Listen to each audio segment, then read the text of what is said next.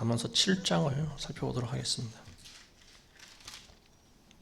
잠언서 7장은 다른 장에 비해서 좀 비교적 구절이 짧은 것 같습니다. 27절로 구성이 되어 있는데요. 이 7장에 있는 내용을 전체적으로 우리가 살펴보면은 어리석은 자가, 그러니까 지혜 없는 자가 음녀를 따라가서 맞이하게 되는 결말에 대해서 기록하고 있는 장입니다. 1절부터 5절까지 한번 읽어보겠습니다. 내 아들아, 내 말을 지키고 내 계명들을 간직하라. 내 계명들을 지키라. 그리하면 살리라. 내 법을 내 눈동자처럼 지키라. 그것들을 내 손가락에 묶으며 내 마음판에 새기라. 지혜에게 말하기를 너는 내 누이라 하며 명철을 내 친척이라 부르라. 그리하면 그것들이 너를 타국 여인으로부터 말로써 아첨하는 타국 여인으로부터 지켜주리라. 이 잠언서의 기자는 이 글을 읽는 모든 사람들에게 항상 당부하는 말로 시작을 하고 있습니다. 부디 내 계명, 내가 전해주는 이 말을 잘 듣고 계명을 지켜라. 그리고 내 법을 내 눈동자같이 지키라, 이런 말하고 있습니다. 내 법이라고 하는 것은 곧 부모의 교훈, 그리고 하나님의 계명이 되겠죠. 부모가 자식에게 줄 수 있는 가장 큰 교훈은 바로 하나님의 말씀을 가르치는 일입니다. 그래서 이 부모가 주는, 자식에게 주는 교훈과 하나님의 계명이 사실은 같은 거예요. 그 법을 내 눈동자같이 지키라. 하나님이 우리에게 주신 계명이 수백 가지가 있죠. 어느 학자가 분류를 했더니 613가지라고 하는데요. 어쨌든 이 수백 가지의 그 계명을 잘 지키는 것이 살아가는 지혜를 준다라고 하는 말입니다. 하나님 말씀을 지키기를 내 눈동자같이 지키라, 이렇게 이야기를 하고 있습니다.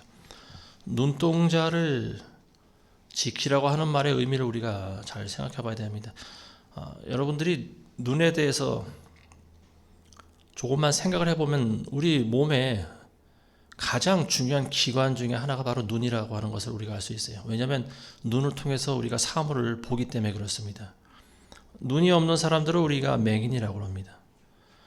눈이 없으면 얼마나 답답하겠습니까? 예수님도 그런 말씀하셨죠. 사람에게 눈이 없으면 얼마나 답답하겠느냐, 그런 말씀하십니다.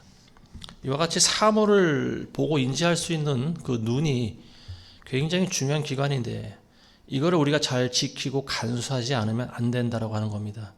그래서 눈이 다른 부위에 붙어 있지 않고 사람의 머리에 붙어 있는 것은 그 사람의 생각과 가장 가차히 붙어 있는 그런 기관이 바로 눈이라고 하는 거죠. 눈으로 보고 인지하는 것이 바로 뇌로 전달됩니다.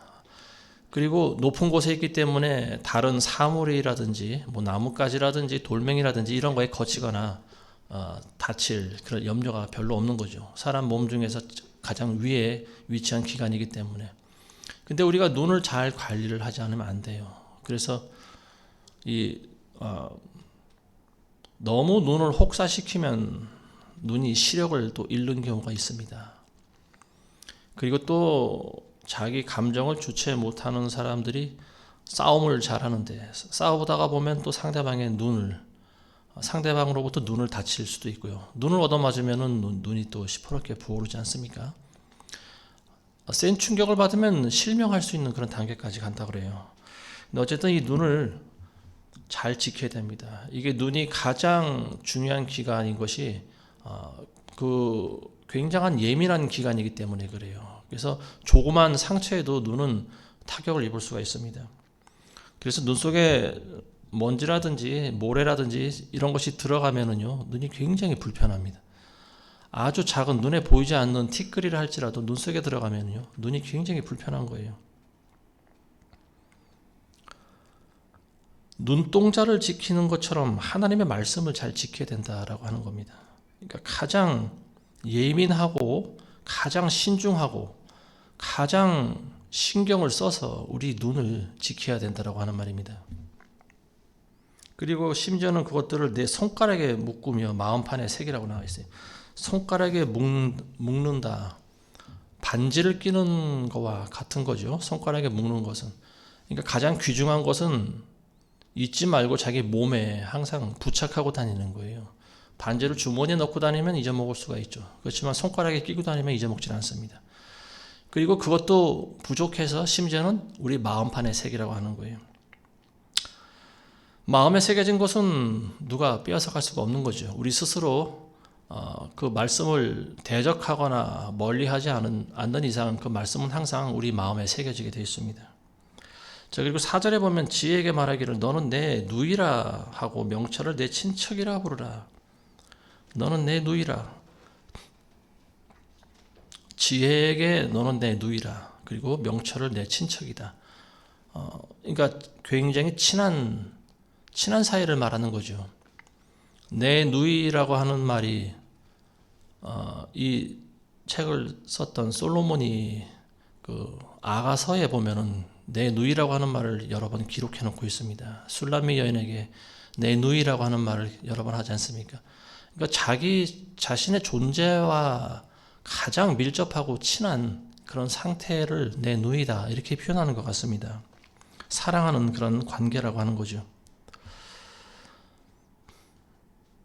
그만큼 이 지혜라고 하는 것을 우리가 잘 간직하고 간수하고 가까운 곳에 그걸 새겨 넣을 줄 알아야 된다라고 하는 거죠. 근데 그렇게 하는 이유가 뭐냐면은 바로 사탄으로부터 우리를 지켜줄 수 있다라고 하는 거예요. 자, 이제 다음 9절부터는 이제 어리석은 자가, 지혜 없는 자가 어떻게 이 음녀를 따라가서 멸망하게 되는지에 대해서 이야기를 해주고 있습니다. 우리 6절부터 12절까지 보겠습니다. 내가 내 집의 창문에서 창살을 통해 내다보다가 우매한 자들 가운데 내가 보아 젊은이들 가운데 명철이 없는 한 청년을 찾아냈는데 그가 거리를 지나 그녀의 모퉁이 가까이 이르러 그녀의 집을 향해 길을 가더라.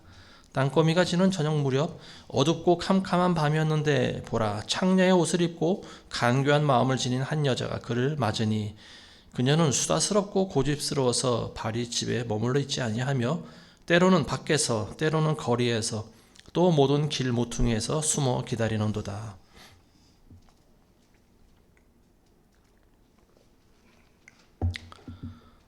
여기 보면은 내가 내 집 창문에서 창살을 통해 밖을 내다봤는데 한 어리석은 청년을 발견했다. 이제 그런 이야기를 하고 있어요. 근데 이 내용이 학자들마다 좀 의견이 다르긴 하지만은 실제로 있었던 일을 기록한 것을 이제 사실적으로 기록한 것이다라고 주장한 사람이 있는 반면에 이거는 그냥 솔로몬이 책을 짓기 위해서 비유적으로 어떤 그런 문학적인 기법을 사용한 것이다. 자기가 실제로 본 것과 같이 그렇게 또 주장하는 사람도 있습니다. 근데 저는 본인의 이야기를 직접 쓴 것 같다라고 하는 생각이 들어요. 이걸 보면서 본인도 이 어리석은 청년과 같이 여자들을 따라다니다가 결국은 배교의 길로 가게 된 그 내용을 이제 후회하면서 젊은이들에게 절대로 나와 같은 길을 걷지 말라고 하는 것을 이제 알게 하기 위해서 이런 글을 쓰지 않았나 싶습니다. 내 집의 창문에서 밖을 내다보는데 한 청년이 어느 여인을 따라갑니다. 어느 여인의 집을 향해 가는 것을 발견했죠. 창문에서 거리에 있는 한 청년을 발견했다. 수평선상에 있는 집에서는 좀 보기 힘들고 이때가 땅거미가 질 무렵 어둑해질 때인데 이 관찰자가 다른 집보다 좀 높은 데 위치해 있는 것이 맞지 않나 싶습니다. 그래서 거리를 잘 내다볼 수 있는 그런 위치, 거기가 어딘가 하면 곧 궁궐 같은 곳이 되겠죠. 솔로몬의 궁전 안에서 예루살렘 거리를 내다보면 온갖 사람들의 모습을 다 발견할 수 있지 않습니까? 근데 여기서 보면은요, 어떤 한 젊은이가 창녀를 찾아가는 그 내용이 나와 있어요. 근데 이 젊은이는 명철이 없는 청년이다. 그래서 그녀의 집, 여기서 그녀라고 하는 것은 창녀를 얘기하는 거죠. 창녀 집을 향해 길을 걸어가고 있습니다. 자, 9절에 보니까 땅거미가 질 저녁 무렵에 어둡고 캄캄한 밤이었는데 드디어 이제 그 창녀가 등장하죠. 10절에 보면 창녀의 옷을 입고 간교한 마음을 지닌 한 여자가 그를 맞으니. 자, 창녀의 옷. 창녀의 옷이라고 하는 것이 어떤 옷인지 정확히 몰라요. 근데 성경에 보면은 최초의 창녀라고 하는 단어가 나오는 곳이 창세기입니다. 창녀의 모습으로 가장한 여인이 나오죠. 그게 누구냐면은 다말이라고 하는 여인이 나옵니다. 유다의 며느리죠. 유다의 큰 며느리인데 남편이 죽고 그리고 또 자기 남편이 될 그 둘째 아들도 하나님이 죽이시죠. 그래서 막내 아들만 이제 결혼할 날을 기다리고 있는데 시아버지가 막내 아들이 장성해도 주질 않죠. 그러니까 이 다말이라고 하는 여인은 창녀의 복장을 하고 거리에 나갑니다. 그래서 유다를 맞이하는데요. 유다가 처음부터 계획적으로 그랬는지는 모르겠지만 어쨌든 이 유다를 보고 이 다말을 보고 유다가 접근을 하죠. 그래서 뭐 여러 이제 그 약조를 하고 내가 너한테 이런 뭐 증거로 뭘 주겠다. 염소 새끼를 줄 테니까 이걸 언약으로 삼아라. 그래서 뭐 지팡이와 뭐 도장과 뭐 이런 걸 주지 않습니까? 그래서 나중에 보니까 자기 며느리하고 이제 자기가 동침을 하게 된 거예요. 그래서 그 며느리는 임신을 하게 되고 이게 이제 이 다말이라고 한 여인이 성경에서 등장하는 최초의 창녀라고 하는 단어로 이제 기록된 여인이 바로 다말입니다. 그 두 번째로 진짜 사실은 창녀가 있었죠. 두 번째는 이제 라합이라고 하는 여인이 나오는데요. 여호수아서에 나오는 라합은 이스라엘 백성들을 도와서 여리고성이 무너지게 하는 그리고 그 정탐꾼들을 무사히 돌려보내는 그런 장본인이죠. 어쨌든 이 여인의 직업은 창녀였지만 이 기생 라합 그리고 다말 이 두 여인은 마태복음에 보면 그리스도의 족보에도 이름이 기록되어 있는 여인들입니다.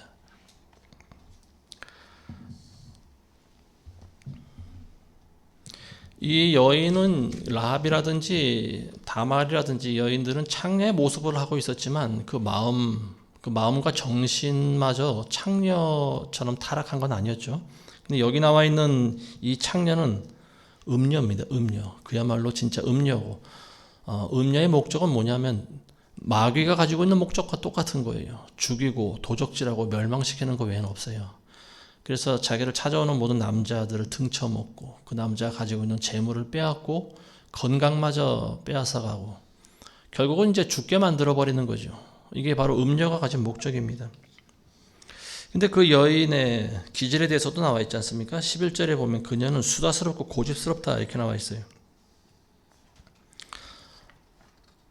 창녀라고 하는 여인은 어찌 보면 기질 자체가 굉장히 드세고 수다스럽지 않으면 할 수 없는 일일 수도 있어요. 왜냐하면 그 직업 자체가 굉장히 거칠은 작업 아니겠습니까? 거칠은 직업이잖아요. 그래서 모든 남자들을 상대하다 보니까 웬만한 그런 연약한 여인의 심성 가지고서는 그 일을 할 수가 없는 거죠. 그러다 보니까 굉장히 수다스럽고 또 고집스럽고 그래서 이제 결국은 그런 일을 할 수 있는 거죠. 자, 사도 바울이 여인들에 대해서 디모데서에 보면은 순종하라고 그랬죠. 오직 순종하라고 나와 있어요. 교회 안에서 여자가 남자에게 권리 행사하는 것을 인정하지 않고요. 허락하지 않았습니다. 우리나라에도 그런 속담이 있지 않습니까? 암탉이 울면 집안이 망한다고. 근데 우리 선조들이 굉장히 좀 지혜로웠던 것 같아요. 그 여인들은 왜 제가 드리는 말씀이 성차별적인 이야기를 하는 것은 아니에요. 성경적으로 이야기를 하고 있는 겁니다. 사도 바울이 하고 있는 것이 그거예요. 여인은 종용히 배우라 이렇게 나와 있어요. 종용히. 종용히라고 하는 말은 뭐냐면 순종적으로 배우라고 하는 말입니다. 자기 주장이라든지 어떤 자기 생각을 강하게 나타내지 말고 교회 안에서는 오직 순종함으로 배우는 것이 여인의 도리라고 하는 거예요. 근데 이 창녀는 굉장히 간교하고 수다스럽습니다. 간교한 여인이라고 나와 있죠. 창녀의 옷을 입고 간교한 마음을 가지고 있다라고 하는데요.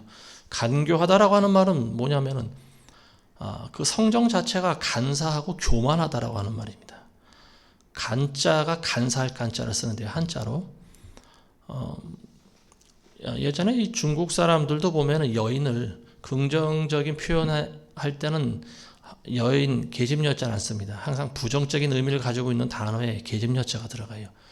그러니까 여자를 태초부터 하나님께서 가장 먼저 선악과를 따먹은 존재가 바로 이 여자라고 하는 거예요. 그래서 하나님께서는 이 여인에게 대를 이어가면서 어쨌든 이런 부분들에 있어서 남자에게 종속되어지고, 그리고 또 어찌 보면은 이것이 하나님의 그 징계의 심판이라고도 볼 수가 있는 거죠.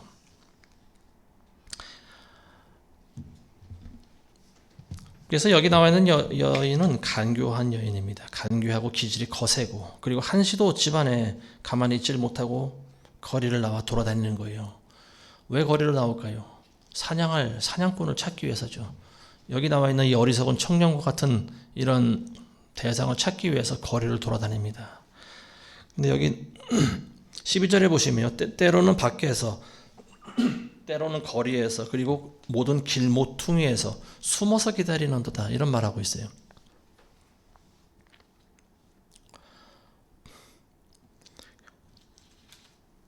적극적으로 자기를 찾아오는 남자들만 상대하는 것이 아니고 적극적으로 사냥할 남자들을 자기가 찾아다닌다라고 하는 거예요. 이 구절에서 우리가 떠올려야 될 구절은 이제 베드로전서에 있는 말씀이죠. 사탄 마귀가 우는 사자와 같이 삼킬 자를 찾기 위해 두루 다닌다고 나와 있지 않습니까? 거리든 뭐 집 밖이든 길 모퉁이든 이 음녀는 두루 돌아다니고 있어요. 그리고 삼킬 자를 찾기 위해서 자신을 숨기고 기다리고 있습니다. 그러다가 먹잇감이 나타나면은 그냥 낚아채버리는 거죠. 근데 여기서 나와 있는 이 청년 보면 참 어리석은 청년이에요. 먼저 자기 발로 그녀의 모퉁이 길을 찾아서 길을 가고 있는 이 청년. 그러다가 이제 그 여인을 만나게 되는데요. 자기 발로 스스로 걸어가고 있는 거죠. 참 본인이 죽으려고 정신이 어떻게 된 모양입니다. 자기가 죽을지도 모르고 지금 그녀의 집을 향해 달려가고 있는 거예요. 죽음을 향해 달려가고 있는 것과 똑같습니다.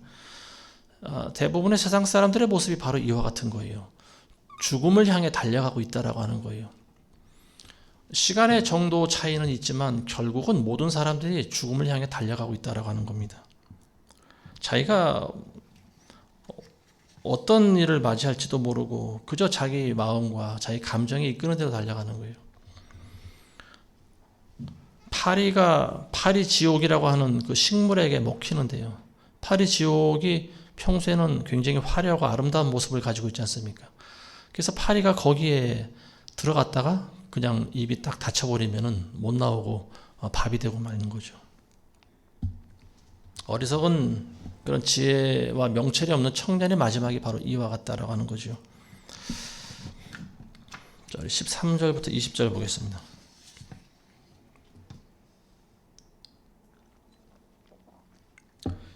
그리하여 그녀가 그를 붙잡고 그에게 입맞추며 뻔뻔한 입술로 그에게 말하기를 내가 화목제를 드려서 오늘 내 소원을 이루었도다. 그러므로 내가 너를 맞으려고 나와서 네 얼굴을 부지런히 찾다가 너를 만났도다.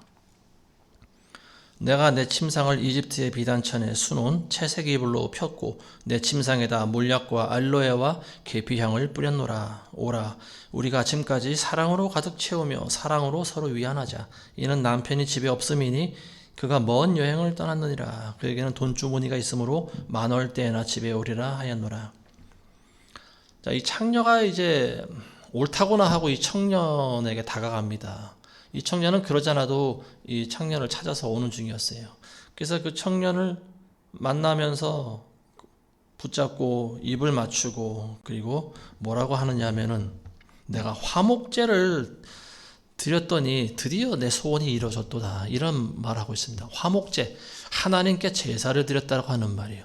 그러니까 창녀가 그런 말로 이 청년을 미혹시킨다라고 하는 거죠. 내가 실제로 화목제를 드렸겠습니까? 이 창녀가 화목제를 드리지는 않았겠죠. 아니면은 화목제를 드렸어도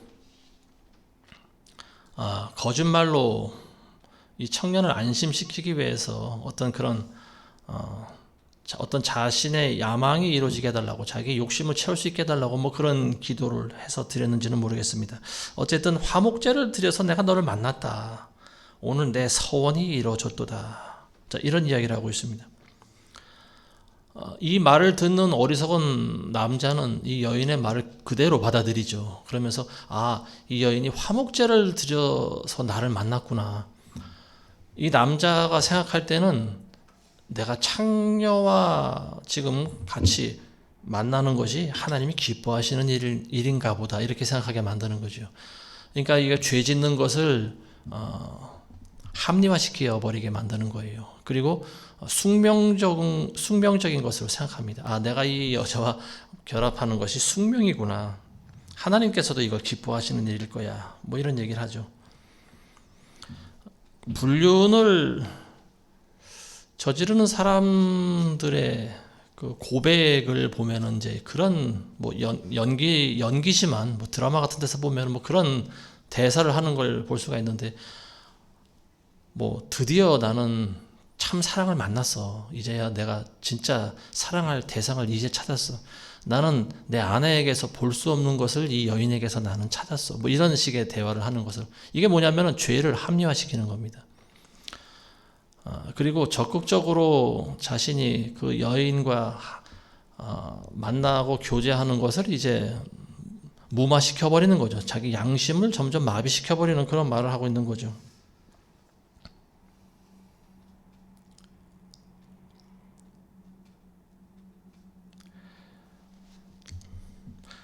최초의 인간들이 선악과를 따먹을 때도 보면은요,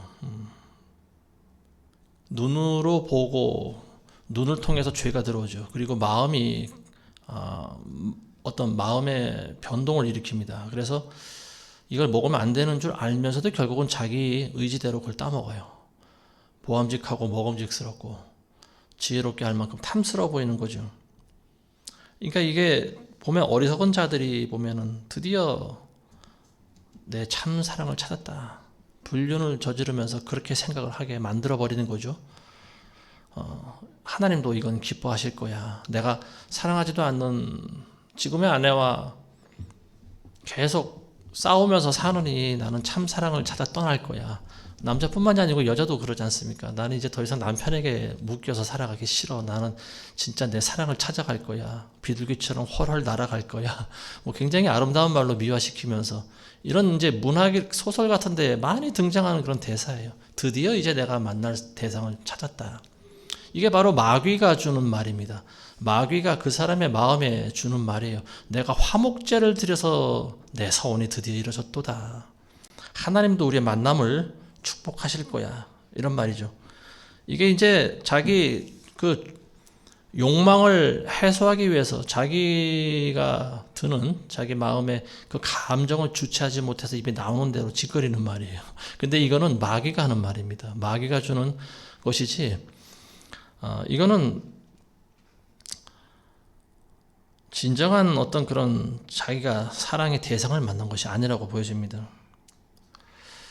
우리 인간들의 사랑에는 그 감정만 주어지는 것이 아니에요. 많은 사람들이 근데 사랑을 감정이라고 생각합니다. 근데 그리스도인들은 사랑에는 의무가 따른다는 것을 우리가 알아야 됩니다.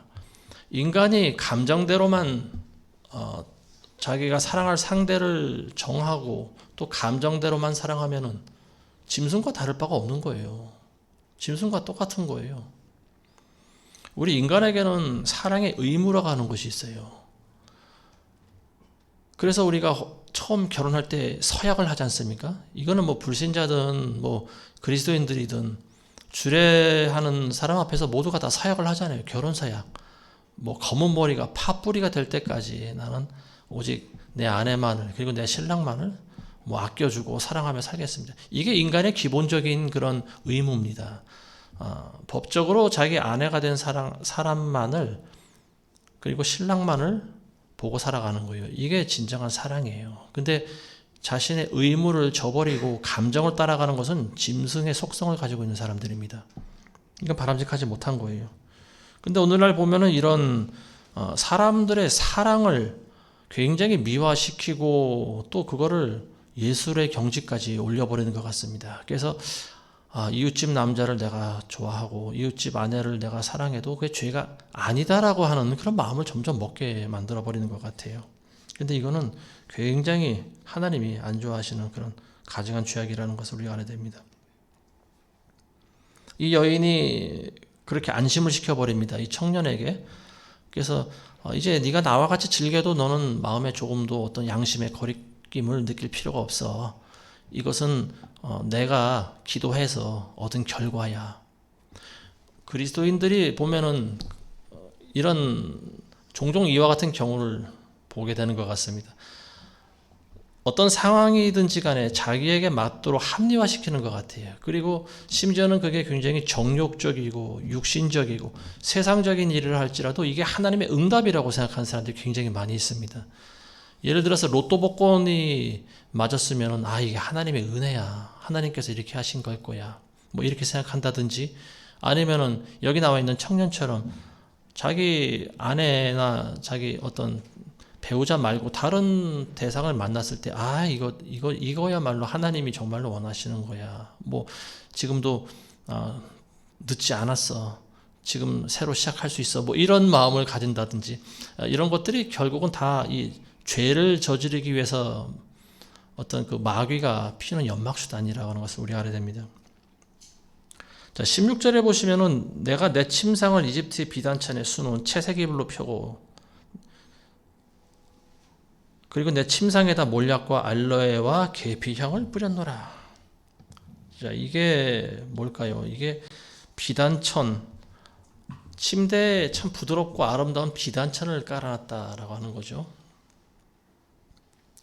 그리고 침상에는 향수를 뿌려놨다라고 하는 거예요. 침상에 몰약과 알로에와 계피향, 한 가지도 아니고 세 가지를 같이 섞어서 뿌려놨습니다.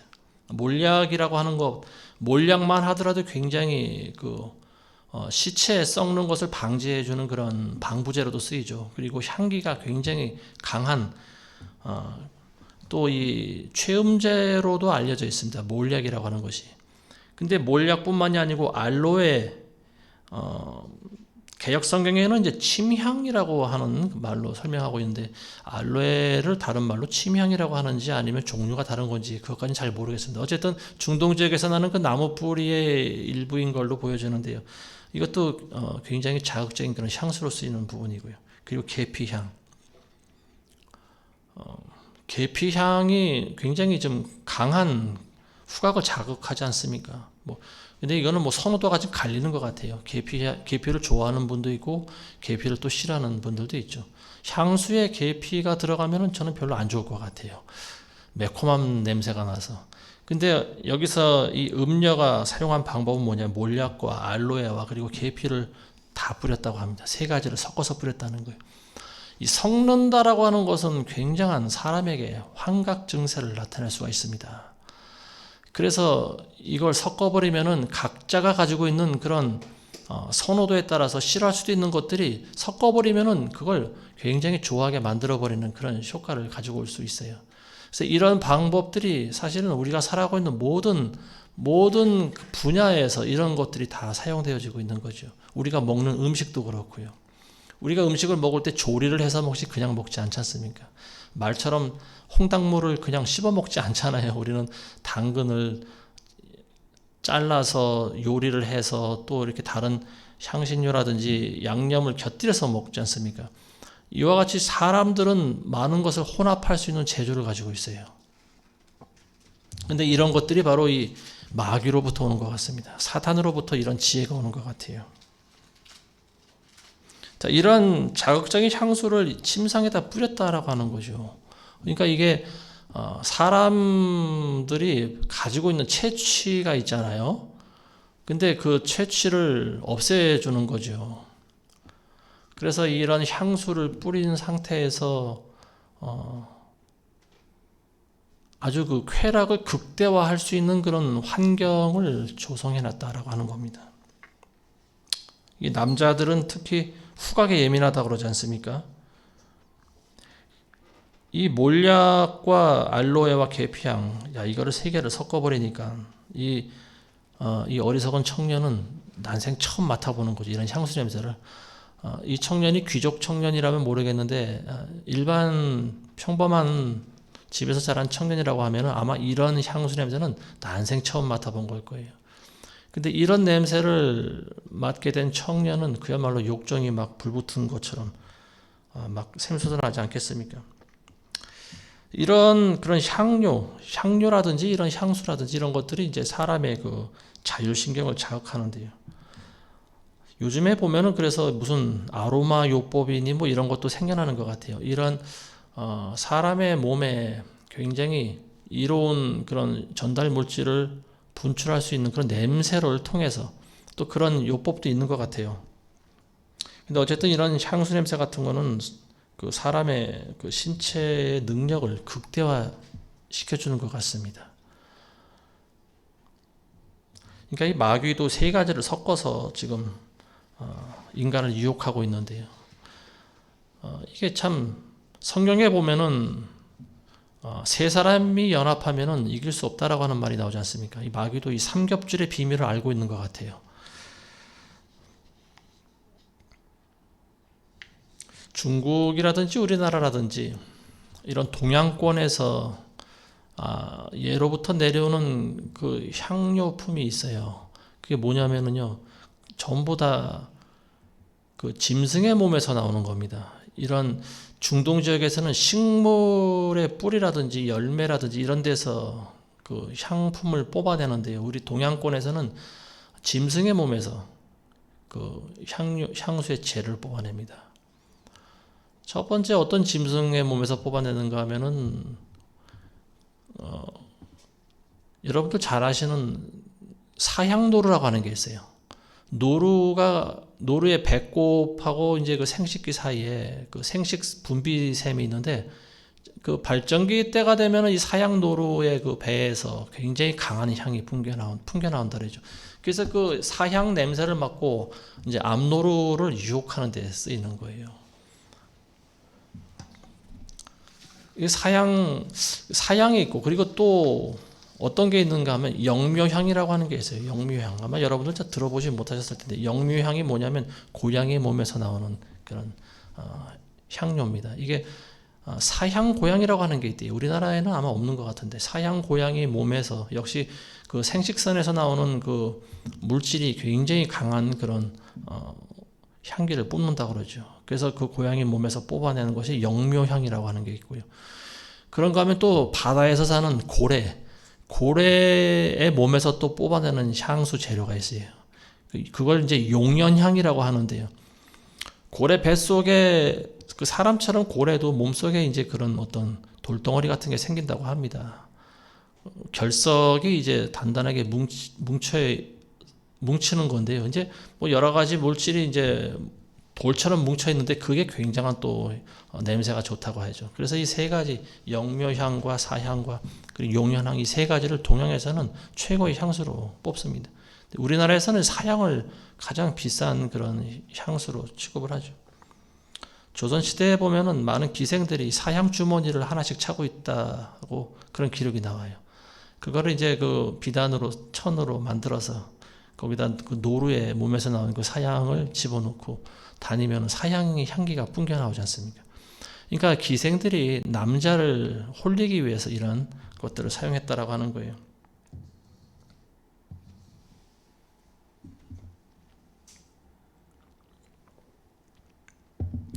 2차 대전 때 독일군들이 유럽을 다 점령했지 않습니까? 근데 이제 가장 강적으로 알려졌던 프랑스를 파죽지세로 쳐들어가는데 프랑스가 불과 일주일도 안 돼서 점령당했어요.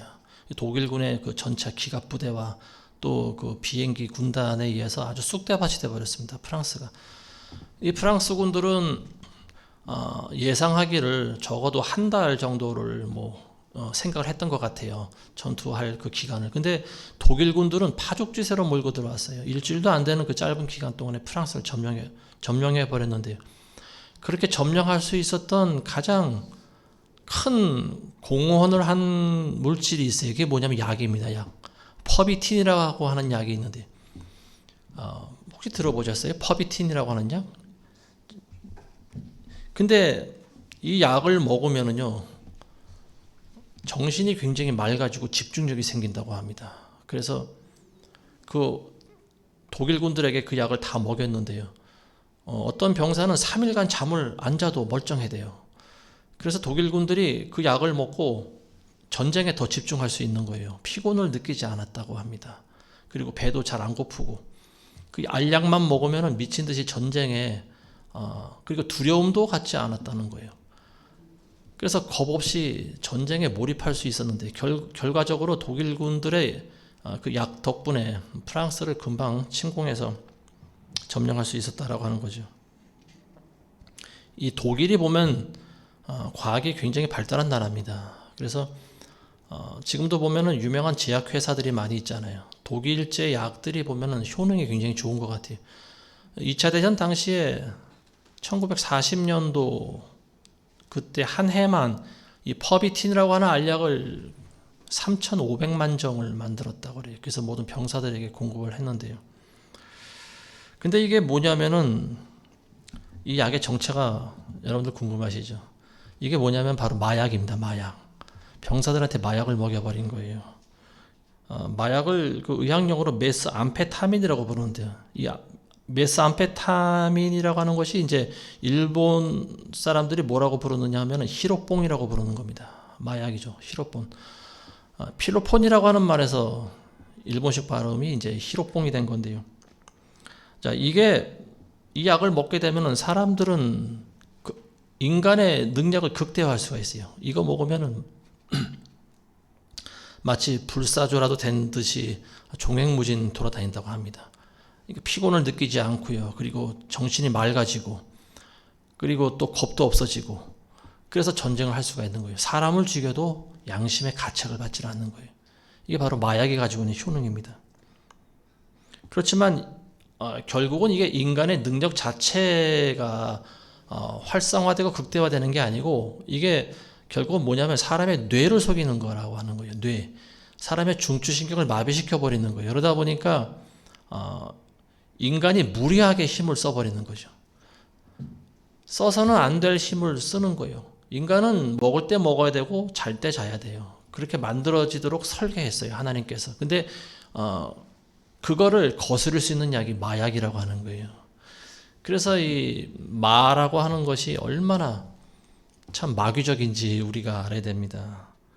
그래서 그 약을 먹고 독일군들이 프랑스를 점령하고요. 근데 독일군들뿐만이 아니고 이 약을 사실은 연합군들도 많이 복용을 했다고 합니다.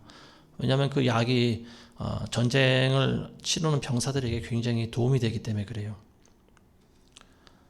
지금 우크라이나하고 러시아하고 싸우고 있지 않습니까? 근데 어느 기사를 보니까 그런 걸 발견했어요. 이 소련군 병사들이 이렇게 전쟁을 할 수 있는 것이 마약을 준 것이 아닌가, 뭐 그렇게 의심하는 사람도 있는 것 같습니다. 마약을 먹은 사람들의 행동이 가끔 보인다라고 하는 거예요. 마귀는 우리 인간들의 양심을 무디게 만들어 버리는데 아주 명수입니다. 그래서 이런 향수와 같은 것도 사실은 마약 같은 거예요. 코를 통해서 들어오게 되는 거죠. 그래서 인간의 중추신경을 무디게 만들어 버리는 거죠. 그래서 죄를 져도 죄로 인식을 하지 못하게 만들어 버립니다. 뱀이 그 이브를 처음에 유혹할 때 그러지 않습니까? 너희가 이 선악과를 먹어도 너희가 정녕 죽지 않을 것이야. 너희가 이것을 먹으면 너희 눈이 밝아져서 하나님과 같이 되기 때문에 하나님께서 그걸 알고 먹지 못하게 하시는 것이다. 이렇게 기만을 하지 않습니까? 근데 여인이 이 말을 듣고 그냥 따먹어 버리는 거죠.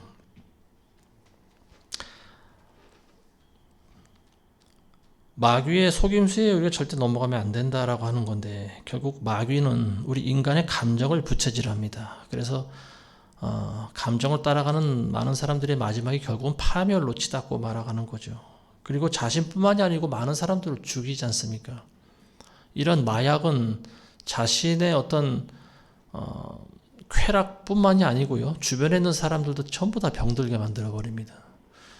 마약에 중독된 사람들은 이성을 잃어버려요, 나중에는. 그래서 결국은 자기 몸을 자해하기도 하고 사람을 죽이기도 하고 환각 상태에서 살다가 결국은 지옥으로 끌려가 버리는 거죠. 그래서 이 마약이라고 하는 것은 마귀가 주는 약을 마약이라고 합니다. 이 음료는 이 어리석은 청년을 이런 세 가지를 섞어버린 그런 향수를 뿌리고 부드러운 그런 침대 위에서 밤새도록 나와 함께 쾌락을 즐기자 이렇게 유혹을 하고 있습니다. 근데 실제로 많은 사람들이 그렇게 하고 있어요. 마약이라고 하는 것이 이제 남의 나라 일이 아니죠. 우리나라가 자칫 잘못하면 어느 단계를 넘어서 버리면은 걷잡을 수 없을 정도로 이게 파급이 돼 버리는데요. 이거를 지금 조기에 잘 진화하지 않으면 될 것 같아요. 자, 그리고 19절에서 20절에 보면은 마귀가 또 이 청년을 안심을 시켜버리죠. 처음에는 내가 화목제를 드려서 내 소원이 이루어진 거야 이렇게 안심을 시키고, 그리고 내 남편이 없다. 돈주머니를 차고 먼 나라로 여행 갔기 때문에 내 남편이 없어. 아무도 우리를 방해할 사람이 없다라고 하는 말이죠. 우리를 감시할 수 있는 감시자가 없다라고 하는 거예요.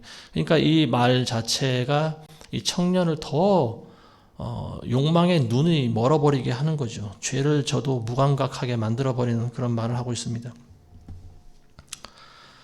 내 남편이 돈주머니를 차고 먼 나라로 여행을 갔다. 영적으로 이제 해석을 하면 이렇게 볼 수가 있어요. 우리를 감시하는 자가 없다라고 하는 말입니다. 우리를 감시하는 분은 하나님이시죠. 하나님께서는 하늘에서 우리를 인생들을 굽어 살펴보고 계시지 않습니까? 근데 하나님이 먼 여행을 갔기 때문에 다시 오려면은 상당한 시간이 걸릴 거야. 돈주머니를 채고 여행을 갔다. 그러니까 예수님이 하늘나라로 올라가셨다라고 하는 것과 똑같은 말입니다. 예수님이 없기 때문에, 그리고 하나님이 눈에 보이지 않잖아. 너는 마음대로 죄를 지어도 돼. 이런 뉘앙스로 우리가 해석할 수도 있는 거겠죠. 자, 우리 21절과 23절 보겠습니다. 그녀가 여러 가지 달콤한 말로 그를 홀리고 아첨하는 입술로 그를 꿰물어 그는 곧장 그녀를 따라가니 숫소가 도살장으로 가는 것 같고 어리석은 자가 징계받으러 가는 것 같으니 결국 화살이 그의 간을 꿰뚫을 것이요 마치 새가 자기 목숨을 잃는 줄도 모르고 급히 덫으로 들어가는 것과 같으니라. 결국은 이 청년이 이제 그 음녀와 같이 팔짱을 끼고 그 여인의 집으로 따라가는 거죠. 근데 그거를 이제 제3자가 관찰하고 있습니다. 솔로몬이 그 광경을 실제로 봤을 때 그 마음이 어땠을까 이제 우리가 상상해 볼 수가 있는 거죠. 그 청년이 그 음녀의 집으로 따라가는 것을 보고 우리는 이런 생각을 할 수가 있어요. 소가 도살장으로 끌려가는 것과 같구나. 그리고 새가 그물에 걸리는 것과 같구나. 이런 심정으로 우리는 생각해 볼 수가 있는 거죠. 소가 도살장으로 들어가서 멀쩡히 나오는 소를 저는 한 번도 본 적이 없습니다. 도살장이라고 하는 것은 그야말로 죽이는 곳이에요. 소가 거기 들어가면 살아서 나오지 못합니다. 고깃덩이가 돼서 나오는 거예요. 새도 마찬가지예요. 새를 그물로 잡은 사람들은 새를 놓아주지 않습니다. 안 놓아줘요. 애초에 새를 잡으려고 그물을 친 건데 왜 새를 놓아줍니까? 자기가 당장 죽여서 잡아먹지는 않더라도 보면은 이제 예전에 참새를 잡아서 날개를 잘라요. 날개를 한 반쯤 자르면 이제 날르질 못하지 않습니까? 그런 이제 그걸 자기 자식에게 장난감으로 줍니다. 갖고 놀라고. 이제 그런 걸 시골에서 종종 본 적이 있어요. 이게 날개를 완전히 자르면은 금방 죽으니까 깃털을 한 절반 정도 잘라냅니다. 그럼 제대로 날르질 못해요. 그럼 아이는 이제 그 참새 그 발목에다가 실을 묶어가지고 그걸 끌고 다니면서 가지고 노는 걸 제가 본 적이 있어요.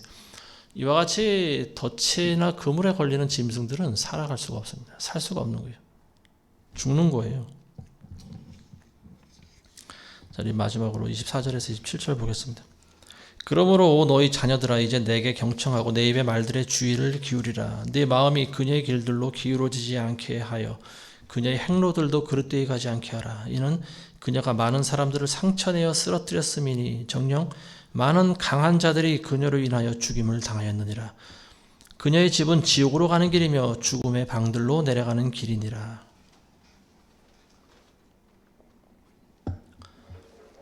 잠언서를 우리가 살펴보는 동안 계속해서 자녀에게 권면하고 경고하고 또 당부하고 이 말이 계속 나오고 있어요. 제발 내 말을 들으라고 하는 거예요. 네 마음이 그녀의 길로 기울어지지 않고 그녀의 행로들로 그릇되이 가지 않게 하라. 이는 그녀가 많은 사람들을 상처내어 쓰러뜨렸다. 상처내어 쓰러뜨렸다, 죽였다라고 하는 말입니다. 그녀를 따라가다가 죽임을 당했다라고 하는 말이죠. 자, 그래서 이제 마지막으로 그녀의 집은 지옥으로 가는 길이며 죽음의 방들로 내려가는 길이니라.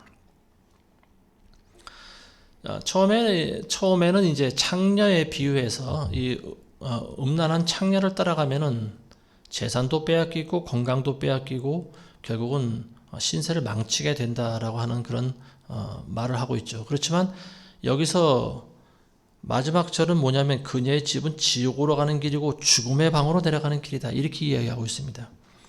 영적인 실체에 대해서 이야기를 하고 있는 거예요. 그래서 이 음녀라고 하는 것이 비단 창녀의 옷을 입고 접근하지 않는다 하더라도 이 세상에 있는 모든 것들이 다 육신적인 거라고 말하고 있지 않습니까? 성경은 육신의 정욕과 안목의 정욕과 이생의 자랑뿐이다라고 하는 거예요. 이 세상에 있는 모든 것들이. 그러니까 우리가 우리의 육신의 정욕을 따라가면은 반드시 이 창녀의 덫에 걸린다라고 하는 겁니다. 그리고 그녀의 집은 지옥에 있다라고 하는 거예요. 그러니까 이 음녀는요, 지옥에서 파송된 그런 자들입니다. 그래서 이런 악한 그런 세상에 있는 그런 욕망과 죄악을 따라가면요, 반드시 멸망할 수 있다라고 하는 거예요. 그녀의 집이 곧 지옥이라고 하는 거죠. 죽음의 방으로 내려가는 길이다. 지옥. 자, 지옥에는 이제 죽음의 방들이 있다라고 하는 건데요. 방들이 있다라고 하는 것은 이런 것들이 한 개가 아니고 여러 개가 있다라고 하는 거죠. 뭐 간혹 지옥을 갔다 왔다고 주장하는 사람들의 이야기들을 들어보면은 지옥의 방이 여러 개 있다고 그러죠. 그래서 거기서 갇혀서 형벌을 받는다라고 하는데요. 예전에 어떤 분의 미국인이었던 것 같은데 21분인가 23분인가 지옥 갔다 온 체험을 책으로 써서 그게 한동안 굉장히 많이 팔린 적이 있었던 것 같아요.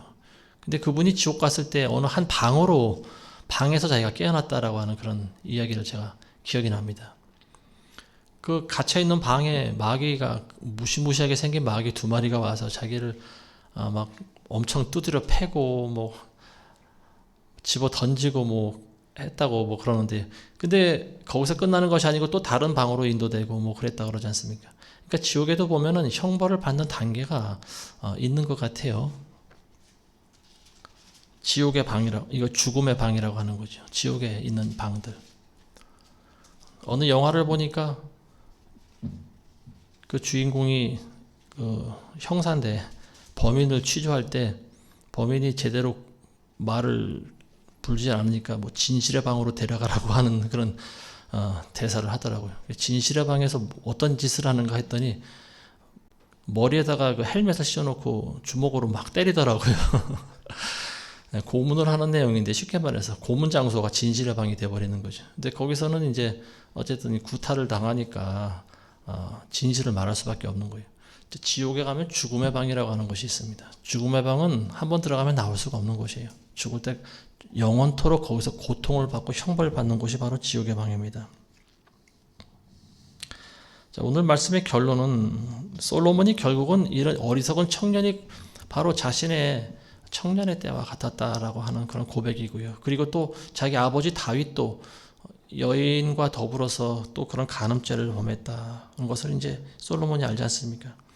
그래서 이 책을 기록했을 때는 이 글을 읽는 많은 이스라엘의 젊은 청년들이 우리와 같은 삶을 되풀이하지 말라고 하는 그런 목적을 가지고 쓴 글이 바로 이 잠언서입니다. 그래서 하나님의 계명을 우리가 마음 가운데 새기고 눈동자같이 지키고 그 말씀대로 살아갈 때 우리는 비로소 하늘로부터 내려오는 지혜를 통해서 이런 음녀의 계략을 우리가 파악을 하고 그 음녀의 유혹을 뿌리칠 수 있다라고 하는 그런 말씀입니다.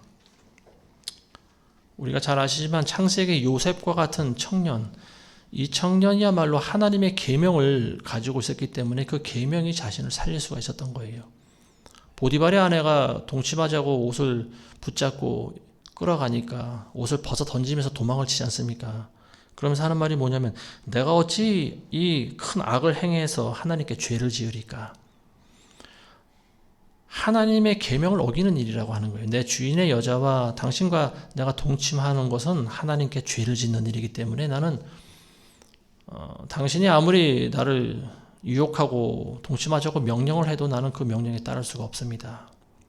그러니까 극단적인 상황에서는 진짜 내 주인이 누군지를 우리가 분별할 수 있어야 돼요. 많은 사람들이 자기의 진짜 주인이 하나님임에도 불구하고 눈앞에 있는 인간의 명령을 따라갑니다. 그래서는 안 되는 거예요. 이런 극한적인 상황에 있어서 우리가 하나님께 죄를 짓는 일이 아니라면은 인간의 주인의 말을 순종해야죠. 그렇지만 이것이 죄를 짓게 되는 일이라고 하면 우리는 먼저 하나님의 말씀을 따라가야 됩니다. 하나님의 계명을 우리는 먼저 지킬 줄 알아야 되는 거예요. 지혜가 있는 사람들은 이런 음녀의 손아귀에 걸리지도 않죠. 걸렸다 하더라도 이걸 뒤늦게 뿌리치고 빠져나올 수 있는 그런 용기와 담대함과 그런 지혜가 있어야 됩니다. 우리가 세상을 살다 보면은 사실 세상 사람들과 부딪히면서 살아가는 거죠. 근데 이 사람들과 전혀 보지 않고 살아갈 수는 없어요. 사도 바울도 이런 세상 사람들과 같이 교제하지 말라고 하는 말이 아니라고 이야기를 하고 있습니다. 세상 사람들을 안 보기 위해서는 우리는 세상 밖으로 나가야 되는 거죠. 그러니까 우리가 세상 사람들과 항상 접하고 부딪히면서 살아가시면 여기서 이야기하고 있는 것은 뭐냐면 그걸 분별할 줄 알아야 된다라고 하는 거예요. 우리가 같이 아무리 피를 나누고 밥을 먹는 식구라 할지라도 영적인 부분에 있어서 상충이 되면 우리는 분별을 해야 된다라고 하는 거예요. 그리고 어느 순간에 하나님이 원하시면 또 분리가 될 수가 있습니다. 그래서 우리는 사람을 따라갈 것인지 하나님을 따라갈 것인지 우리는 항상 그걸 판별할 수 있는 지혜가 있어야 됩니다. 사람의 눈을 의식하든지 어떤 사람을 통해서 이익을 얻으려고 한다든지 그러다 보면 하나님의 말씀을 우리가 스스로 놓치거나 대적을 할 수가 있습니다. 불신자들은 전도 대상입니다. 그렇지만 그 사람을 전도하기 위해서 그 사람과 같은 길을 걸어가는 것은 이건 어리석은 길입니다. 이런 지혜 없고 어리석은 자들의 마지막 결론은 죽음의 방으로 내려간다. 여러분 항상 기억하시기 바라겠습니다. 기도합니다. 좋으신 아버지 하나님 감사드립니다. 오늘 우리에게 주신 말씀을 통하여서 우리는 하나님의 지혜를 받기 원합니다.